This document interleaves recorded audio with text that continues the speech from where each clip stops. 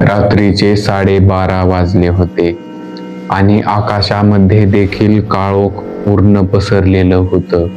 अमावस्याची रात्र होती. पण या टायमाला शेतामध्ये जाणं म्हणजे मूर्खपणा होय. पण अशोकला पर्याय नव्हता, कारण की तो दुपारी शेतात गेला होता तेव्हा त्याचा मोबाईल एका वडाच्या मोठ्या झाडाखाली विसरला होता, म्हणजे शेतामध्ये पडला होता. पण उद्या सकाळी लवकर पहाटे 4 वाजता उठून अशोकला कामाला जायचं होतं.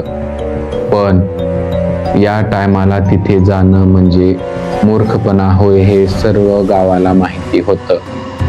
तरी सुद्धा अशोकला मोबाईल आणणं हे खूप महत्वाचं होतं. असाच अशोक पाऊल वाटेने चालत निघाला. हळूहळू चालत होता. काळोख वाढत होतं.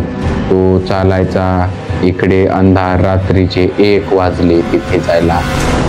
पण अशोक लास्टला झाडापर्यंत पोहोचला. त्याने टॉर्च मोबाईलकडे केली.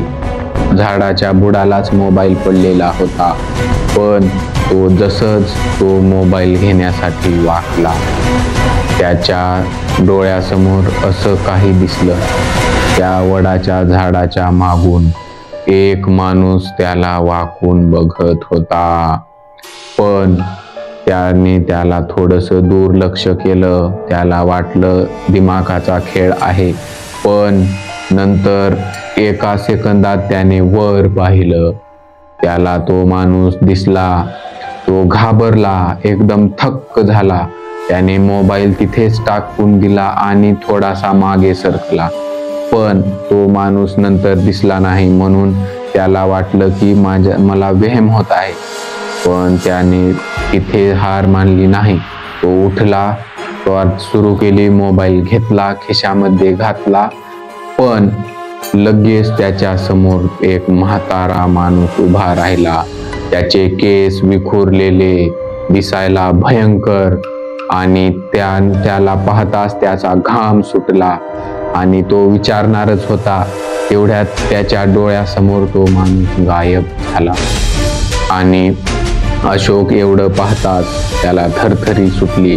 त्याचे हात कापू लागले, अंग कापू लागलं आणि त्याच्या गालावरती घाम, डोक्यावरून घाम गळू लागला. पण त्याने काय केलं, थोडंसं तिथे थांबला, आसपास बघितलं स्वतःच्या. तिथे त्याला कोणीच दिसलं नाही. त्याने म्हणलं, मी आज खूप थकलोय, म्हणून मला असं वाटतंय की थोडंसं माझं मेंदू माझ्याशी खेळत आहे. पण जसं त्याने मागे फिरला, त्याला तो म्हातारा माणूस स्वतःच्या मागे बघून तो एकदम थक्क राहिला. तो घाबरून पळ काढण्याचा प्रयत्न करत होता. त्याने इथून फक्त 5 पावलंच धाव काढली होती. पण त्या म्हाताऱ्या माणसाने त्याला तिथेच गाठले आणि त्याच्या गळ्याला पकडलं. पण तो खाली पडला. अशोक पूर्ण घाबरलेला होता आणि शेवटी त्या म्हाताऱ्या माणसाने त्या अशोकला तिथेच मारून टाकले. पण तो मारून शांत बसला नाही. तिथे हसत होता.